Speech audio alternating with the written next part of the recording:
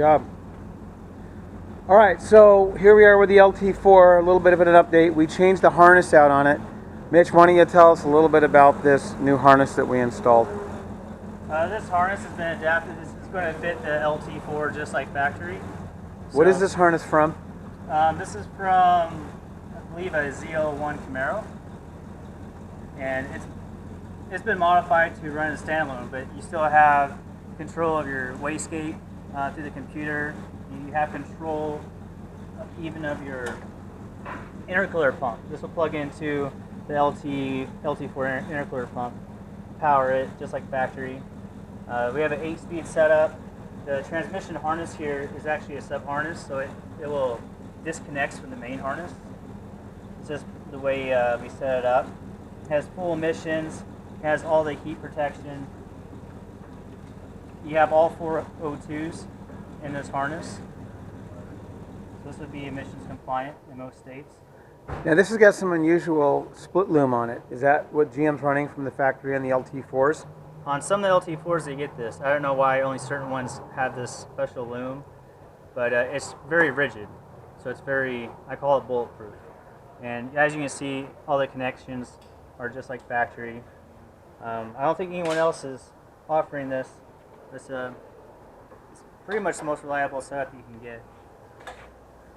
And this is our belt drive using our PSC mount for the LT4 on this Jeep. Our air compressor's over here, our alternator's going to be over here. And how about the fuel system? For the fuel system, this is using a factory LT4 fuel controller. We just kind of got mocked up. It's going to get mounted in this area. So that primes it. Here's the fuel sensor. So this is a low pressure fuel sensor right here. The high pressure sensor is kind of hidden. It's back right where my finger is. And then you got your boost reference map sensor. This also has IET built into it. So as your supercharger builds heat, this senses it and it can safely reduce timing. So this baro sensor senses the after boost, while Yes. the one in the front senses the pre-boost and intake temp, because as you compress the air, the temp goes up. Exactly. You got your other sub O2s here, NOx sensor. It's a really nice setup, and then what's nice is the harness actually bolts to the back of the block. All right, let's take a look at the fuel system.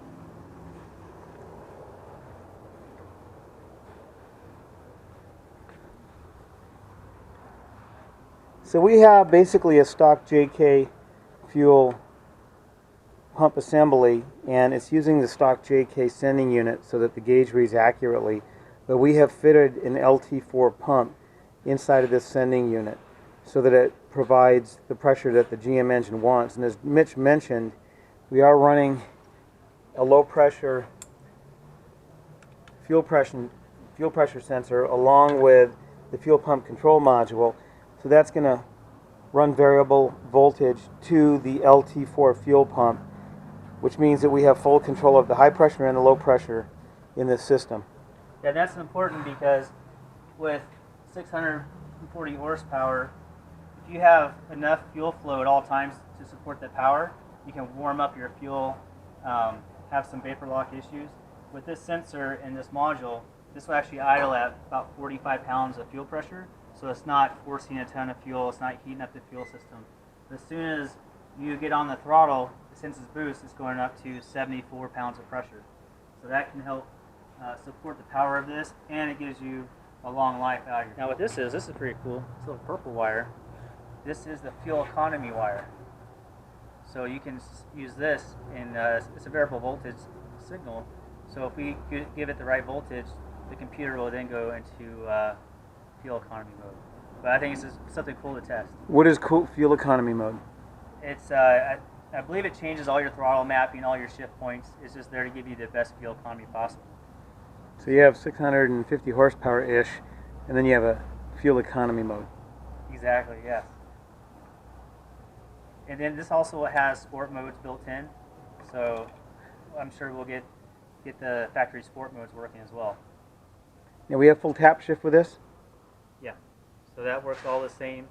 Tap shift is different in that we should be able to use it in drive.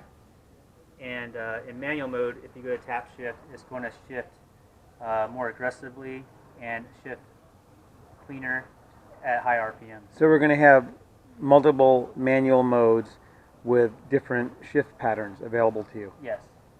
And really there's, I believe, 3 to 5 different sport modes, or I should say performance modes. They even have one for snow that really reduces the throttle body movement, so you're not spinning the whole time. How are we going to select these modes? That would be part of just coding the MoCAN module, because that's all CAN bus communication. And our MoCAN module has switches that allow you to choose different inputs for a tap shift, whether it's through your steering wheel controls or discrete switches. This was one of the first ones. We used a fuse panel on it. But yeah, it's good. 1200 degree. Yeah, guys, normally we use our Motec power distribution center, which is plug and play. But on this harness, we did go with a Busman. And I want to mention that this is the 8L90 TCM, or transmission control module. And we are using a production tune. We're not using a GM performance tune.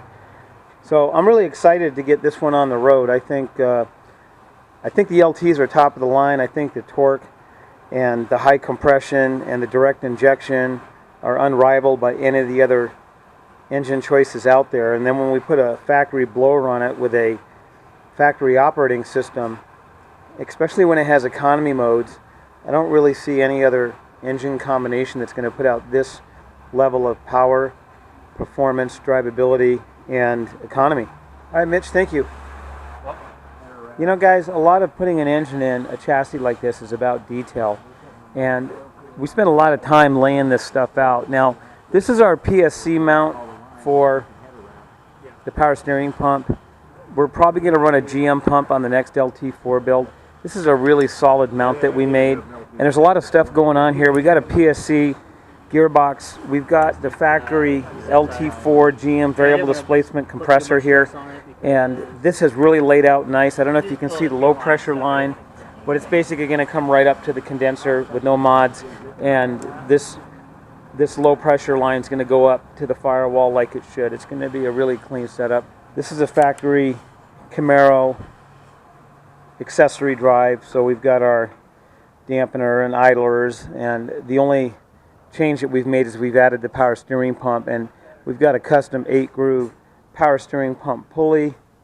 We are going to run the catch can on this setup. Of course, we've got to do some cleaning up on the piping. I'm really happy with this wiring. This Corvette LT4 harness is really premium. You can see that GM spent extra time not only making it functional, but making it look good. This split loom I have not seen on a production harness before. It's almost like a molded hard plastic. And I think when the body is on and all the covers are on, this thing is just going to look great. We are going to run multiple coolers on this. We're going to run, obviously, a radiator. We're going to run an engine oil cooler. We're going to run a transmission cooler in front of the AC condenser. We're also going to run a transmission cooler on the rail, so we'll have a rail cooler. This vehicle is based in Colorado at high altitude, so we want to make sure we keep that transmission cool. Now we're doing a couple other LT4 builds, and one of them is a pretty lightweight JK with 35s, and others are really heavy JK with 40s. So it's all over the map, and we've got to build each one of these so that they're reliable in every environment. One of the reasons this customer went for a supercharged engine was he lives at high altitude, and most of you know that you lose about 3% for every 1,000-foot increase in altitude over sea level. So at 10,000 feet, you're losing 25-30% of your performance. So if you've got a 400 horsepower engine, you're barely pushing 300 horsepower at high altitude. And in a heavy JK like this on 40s and 1-tons, that just may not be enough. So we'll have the body on this early next week. And I'm happy to say that we did our diligence, and we didn't just throw this in here and try to get it running with a GM Performance over-the-counter controller package. This is a full-fledged GM operating system running in OE production, transmission, engine. We're running the fuel pump control module, wastegate control, intercooler pump control, and we're even going to run multiple driver shift input modes as well as some economy modes. So stay tuned.